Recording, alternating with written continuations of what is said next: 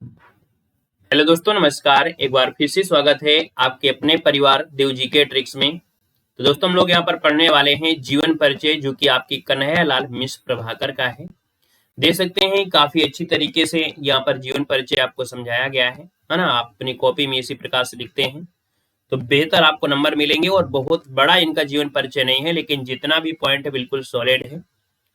और यहाँ पर हमने प्लेलिस्ट बना दिया है, तो जो भी आपके एग्जाम में जीवन परिचय आपके पूछे जाने हैं, है ना, या जो भी आप पढ़ना चाहते हैं जीवन परिचय, वो आप प्ले लिस्ट में जाइए, वहां से पढ़ सकते हैं। हिंदी साहित्य हो, चाहे वो आप कह सकते हैं कुछ भी हो। हिंदी साहित्य में जो आदिकाल है, आदिकाल से लेके आधुनिक काल तक का भी आपके थ्योरी में अच्छी तरीके से हिंदी साहित्य भी आपको मिल जाएगी। ठीक है, यहाँ पर इनकी जो रचनाएं होती हैं, आप लोग अगर जीवन परिचय की जो रचनाएं पढ़ते रहेंगे, जो ऑब्जेक्टिव क्वेश्चन मिलते हैं वहां पे आपको सफलता मिलेगी।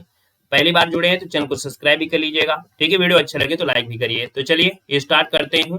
यहाँ पर देखिए कन्हैयालाल मिश्र प्रभाकर का जो आपका जीवन परिचय है। तो हमने कहा सबसे पहला आपका काम होता है कि संक्षिप्त परिचय आपको लिख देना है ना। ये जो आपका फ्लो चार्ट है, इस चार्ट के माध्यम से अगर आप लिख देते हैं तो नंबर एग्जामिनर तुरंत आपको मजबूर होकर दे देगा, है ना। यहाँ पर देखिए जन्म की बात करते हैं तो आपके कन्हैयालाल मिश्र प्रभाकर वो जन्म है 29 मई 1906 ईस्वी को हुआ था। जन्म स्थान की बात करते हैं तो जन्म स्थान देवबंद, और देवबंद पड़ता है सहारनपुर में, जहां पर शाकुंभरी देवी मेले का आयोजन भी होता है। कहां पर? सहारनपुर में। तो याद रखिए देवबंद, जो कि आपके सहारनपुर में। यहाँ पर देखिए पिता का नाम क्या है, तो पिता का नाम पंडित रमादत्त मिश्र था। वहीं पर देखा जाए तो इन्होंने संपादन का भी कार्य किया है, जैसे ज्ञानोदय जैसे पत्रिका है, नया जीवन हो गया, और विकास जैसी पत्रिकाएं का संपादन भी किया है। यहाँ पर भाषा की बात करते हैं तो तत्सम प्रधान शब्दों की यहाँ पर बात की है। शुद्ध और कह सकते हैं साहित्यिक खड़ी बोली, है ना, ये इनकी भाषा है। शैली की बात करते हैं तो भावात्मक, वर्णात्मक और नाटकीय तरीके से इन्होंने यहाँ पर जानकारी दिया है, कह सकते हैं इनकी शैली रही है। मृत्यु की बात करते हैं तो मृत्यु 9 मई 1995 ईस्वी इनकी मृत्यु है। तो ये आपका जो डाटा होता है, ये डाटा बिल्कुल आपको सही लिखना है। यहाँ पर जो भाषा और शैली है, तो भाषा शैली में थोड़ा सा आप ध्यान दे दीजिएगा, है ना। जैसे आपका इनका है तो इसके तत्सम प्रधान हो गया, बाकी शुद्ध साहित्यिक खड़ी बोली हर एक में लिख देंगे तो भी दिक्कत नहीं है, क्योंकि लगभग देखा जाए तो शुद्ध होते हैं साहित्यिक में। बस ये है कि खड़ी बोली कौन से एरिया से डिपेंड करते हैं, वो ऊपर पे आपको डिपेंड कर जाता है। ठीक है, इसके बाद यहाँ पर देखिएगा इनकी कुछ प्रमुख रचनाएं हैं, प्रमुख रचनाएं लिखना है। जैसे आकाश के तारे, धरती के फूल, माटी हो गई सोना, जिंदगी मुस्काई। तो यहाँ पर देखिए इनकी रचनाओं में जैसे जिंदगी मुस्काई, माटी हो गई सोना, है ना, ये आपके पूछे जाते हैं, हमेशा पूछे जाते हैं। यहाँ पर अब आपको लिखना है जीवन परिचय। देख सकते हैं प्रभाकर जी का जो जन्म है वो सन 1906 ईस्वी में सहारनपुर जिले के देवबंद कस्बे में हुआ था, और एक साधारण ब्राह्मण परिवार में हुआ था। इनके पिता जो थे वो पंडित रमादत्त मिश्र थे, जो कि पौरोहित्य करते थे, अर्थात पुरोहित का काम करते थे। परंतु उनके विचारों में महानता और व्यक्तित्व में दृढ़ता थी। इनका जीवन अत्यंत सरल और सात्विक था। इनकी माता की बात करते हैं तो माता जी जो थी, उनका स्वभाव बड़ा उग्र तरीके का था। मतलब पिताजी का जो स्वभाव था बड़ा अच्छा था, सरल सात्विक जीवन था। लेकिन याद रखिए जो आपके प्रभाकर जी थी, इनकी माता का जो स्वभाव था उग्र था। उग्र मतलब होता है थोड़ा गुस्सा टाइप का, है ना, उग्र था। और इनकी जो शिक्षा थी नगण्य हुई, है ना। इस कारण से कह न सकते हैं कि प्रभाकर जी की शिक्षा रही है वो आपकी नगण्य हुई है। जब ये खुर्जा के एक संस्कृत विद्यालय में पढ़ते थे, तब प्रसिद्ध राष्ट्रीय नेता थे आसफ अली के ओजस्वी भाषण को सुनकर परीक्षा छोड़ दी। मतलब यहाँ पर जो प्रभाकर जी थे, और कह सकते हैं इनकी परीक्षा स्टार्टिंग में नगण्य थी, लेकिन ये खुर्जा के एक संस्कृत विद्यालय में जब पढ़ रहे थे, तब एक नेता थे आसफ अली, है ना, वो भाषण दे रहे थे, है ना, वो स्वतंत्रता संग्राम के समय का भाषण दे रहे थे। तो कहीं ना कहीं उनके जो भाषण उनको सुनकर इन्होंने परीक्षा छोड़ दी और स्वतंत्रता संग्राम में ये सक्रिय भाग लेने लगे। इसके बाद इन्होंने अपना संपूर्ण जीवन राष्ट्र सेवा में लगा दिया। ठीक है ना।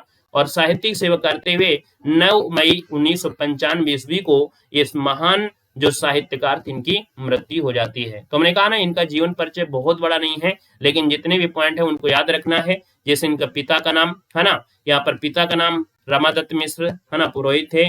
माता के जो विचार थे वो क्या, थोड़े उग्र थे, इसलिए इनकी शिक्षा भी ज्यादा खास हो नहीं पाई। जब ये संस्कृत विद्यालय में पढ़ रहे थे तब एक नेता थे आसफ अली, उनके भाषण सुने और भाषण सुनने के बाद इन्होंने परीक्षा छोड़कर इस स्वतंत्रता संग्राम में भाग लेने लगे, है ना। इसके बाद पूरा जीवन राष्ट्र सेवा में। क्लियर हो गया, एक बार रिवीजन हो गया। अगला पॉइंट दिया है साहित्यिक योगदान। तो प्रभाकर जी हिंदी के लघु कथा, रेखा चित्र, संस्मरण, रिपोर्टाज, ललित निबंधों के में अग्रणी रहे हैं, मतलब आगे रहे हैं। भारत की स्वतंत्रता के पश्चात इन्होंने अपना जीवन पत्रकारिता में लगा दिया।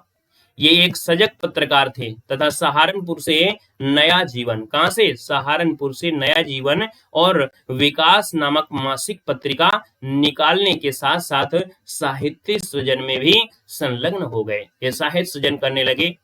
याद रखिए, महके आंगन चहके द्वार, महके आंगन चहके द्वार उनकी एक महत्वपूर्ण कृति है। याद रखिए, इसको नोट कर लेना है। प्रभाकर जी के कुल 9 ग्रंथ प्रकाशित हुए हैं। कितने, कुल 9 ग्रंथ प्रकाशित हुए हैं, याद रखिएगा। अब आपको हेडिंग डालना है रचना या कृतियां। प्रभाकर जी ने हिंदी की विविध विधाओं में साहित्य रचना किया है। इनके अभी तक 9 ग्रंथ ही क्या हो चुके हैं, यहाँ पर प्रकाशित हुए हैं। यहाँ पर दे सकते हैं, इनमें से रेखा चित्र, रेखा चित्र की बात करते हैं। महके आंगन चहके द्वार, कभी कभी ये पूछ लेता है कि प्रभाकर जी की जो रचना है महके आंगन चहके द्वार, ये है क्या, रेखा चित्र है, लघु कथा है, संस्मरण है या ललित निबंध है। तो आपको तुरंत आंसर देना है। ये सर आपने यहीं पर पूरा काम कर दिया कि रेखा चित्र जो आप महके आंगन चहके द्वार जो है वो रेखा चित्र है। जिंदगी मुस्काई ये क्या है, तो ये भी रेखा चित्र है। माटी हो गई सोना ये भी क्या है, रेखा चित्र है। और भूले बिसरे चेहरे ये भी क्या है, रेखा चित्र है। तो अब आपको याद रखना है, जब भी क्वेश्चन बनता है तो कुछ इस प्रकार से क्वेश्चन बनते हैं। लघु कथा की बात करते हैं तो आकाश के तारे, धरती के फूल, ये क्या है, इनकी लघु कथा है। संस्मरण की बात करते हैं तो दीप जले शंख बजे, क्वेश्चन बनेगा कि दीप जले शंख बजे किसकी रचना है, तो आप कहेंगे कि सर यहाँ पर प्रभाकर जी की है। और ये है क्या, तो आप कहेंगे संस्मरण है। ललित निबंध की बात करते हैं तो ललित निबंध में क्षण बोले कण मुस्काए, बाजे पायलिया के घुंघरू, ये क्या है, इनका ललित निबंध है। ये सब रचनाएं हैं, बस ये है, हमने यहाँ पर सबको तोड़ दिया है।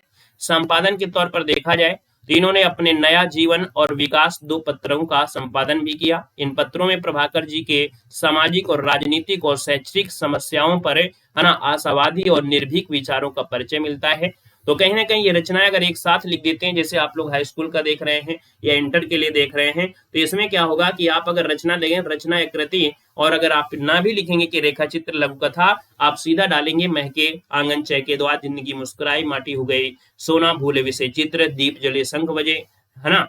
अगर यही लिख देंगे तो भी आपको नंबर मिल जाएंगे, क्योंकि आपने इतने अच्छी तरीके से पहले ही फ्लो चार्ट बना दिया है। लास्ट डे आपसे लिखना है साहित्य में स्थान, और ये साहित्य स्थान कठिन नहीं होता है, लगता बड़ा कठिन है, लेकिन याद रखिएगा कि जिस चीज में ये कार्य कर रहे होते हैं उन्हीं के जीवन के बारे में बस लिख देना है। आप देखेंगे कि कन्हैयालाल मिश्र प्रभाकर शिल्प और वस्तु दोनों के दृष्टियों में समर्थ गद्यकार रहे, अर्थात शिल्प में भी और वस्तु, शिल्प वस्तु दोनों में समर्थ गद्यकार। इनकी लघु कथाएं भावपूर्ण आपकी हैं, अपने हिसाब से बना सकते हैं।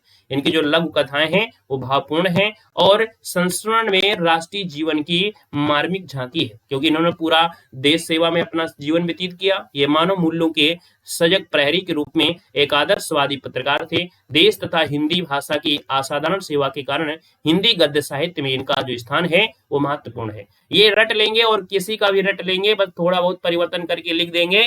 जब नहीं आ रहा है तो कहते हैं ना कि भैया अगर काम चल जाए तो फिर क्या दिक्कत है ना, तो उतने में कर सकते हैं। तो इस प्रकार से यहाँ पर इनका जो जीवन परिचय था बहुत ही छोटा था और आसान था। इनकी रचनाएं बहुत महत्वपूर्ण है, इस बात को याद रखना। इनकी रचनाएं बहुत पूछी जाती हैं एग्जाम में, ठीक है ना। वीडियो कैसा लगा बताइएगा। बाकी हमने कहा है कि प्लेलिस्ट आपकी बना दी गई है, प्लेलिस्ट में सभी जीवन परिचय, है ना, कोई भी जीवन परिचय नहीं है जो आपको ना मिल जाए। प्लेलिस्ट में आप जाइए, जीवन परिचय मिलेगा। आप देख सकते हैं ये साइड में आपको दिख रहे होंगे हिंदी साहित्य की वीडियो है। आप लोग कह भी रहे थे कि सर जो कह सकते हैं कि आदिकाल से लेकर, है ना, आदिकाल से गद्यकाल तक के बीच में जो वीर गाथा काल है, भक्ति काल है, ये सब चीज आप बहुत अच्छी तरीके से समझाया गया है। उसको आप पढ़ लेंगे तो चाहे जितना कठिन आपका पेपर हो, अच्छे से आप लोग समझा कर आ जाओगे, पूरे पूरे नंबर पा भी जाओगे, है ना। और आपकी अगर विचार किसी प्रकार की प्रस्तुत करना है तो आप अपने विचार भी प्रस्तुत कर सकते हैं। कमेंट बॉक्स में अपने विचारों को भी बता सकते हैं अगर आपको किसी प्रकार का टॉपिक की आवश्यकता है ना। और कह सकते हैं ये चीजें आप लोग बता सकते हैं, है ना। उस हिसाब से अमल किया जाएगा, वीडियो बनाए जाएंगे। बाकी प्लेलिस्ट के माध्यम से आप लोग तैयारी कर सकते हो। और हमारे चैनल से जुड़ने का मतलब है हाई स्कूल हो, इंटर हो, बीए हो या एमए हो, है ना। और आप लोग कंपटीशन की तैयारी कर रहे हो, पुलिस हो या आपके टीजीटी, हर एक प्रकार की आपकी तैयारी भी होती है ना। तो हम आपको जो पढ़ाते चलते हैं वो आपको बताते चलते हैं कि ये जो क्वेश्चन है वो कौन सी एग्जाम तक के लिए होगा और क्या चीज पूछा जाता है आने वाले में, क्योंकि आप ही आने वाले भविष्य के कह सकते हैं होनहार बालक होंगे, है ना। तो आप लोग पहले से ही समझते चलिए तो आपको दिक्कत ही नहीं होगा। चलिए, धन्यवाद सभी को। जय हिंद, वंदे मातरम।